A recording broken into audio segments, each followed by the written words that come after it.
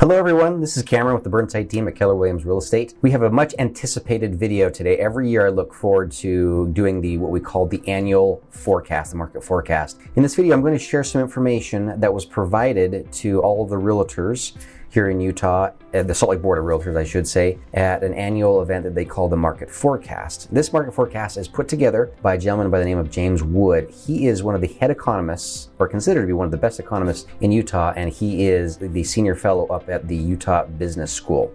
So each year he puts together the numbers that say what happened last year and what his predictions are to happen the following year. And so I wanted to share some of this information with all of you because this is really, really important.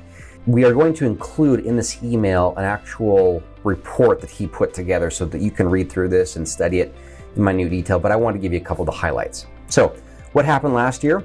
This really surprised all of the experts. What happened is that we were expecting in 2023 to see a pretty massive fall off as far as pricing goes. In fact, one of the most respected economists in the country predicted in markets like Salt Lake's that we are going to see a drop in prices of 15 to 20%. So massive off the cliff kind of a drop as far as what values were. But that's not what happened. The actual number of pricing last year did go down, but it only went down about 2.8%. So less than a 3% value drop as opposed to a 10, 15, or even 20%. So everybody was kind of left scratching their heads, why did this happen? The numbers show that the biggest contributor to not seeing that drop off, or what they consider kind of this resilience that Utah has as far as market goes, was our job situation.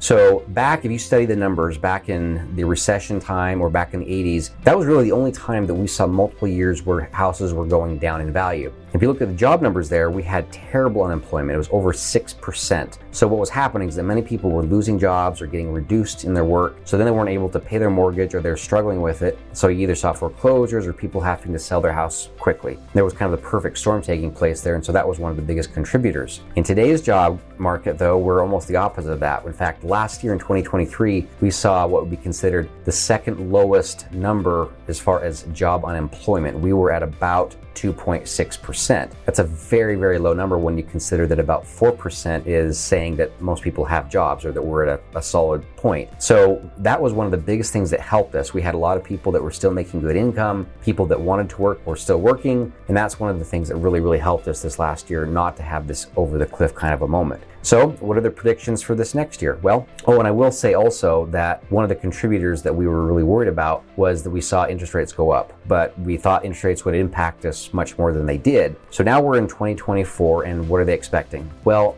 right now, the forecast is looking to say that we will see an increase in our values. So we went from 2020 to 2022 experiencing the two highest appreciation years that we've ever seen. Our values went up 40% in 2020 to 2022. Then we went down about 2.8% last year. This year, they're predicting we'll see a value increase of approximately 3%. So there's almost a 5% swing between last year and this year as far as what's expected to happen with the values. They think that single family houses will be closer to 2.4% and that the condos, townhouses will be closer to 5%. So an average of about 3% across the board. Again, we're seeing a couple of contributions to this being the continued job growth outlook, which we think will be steady, continue to do well.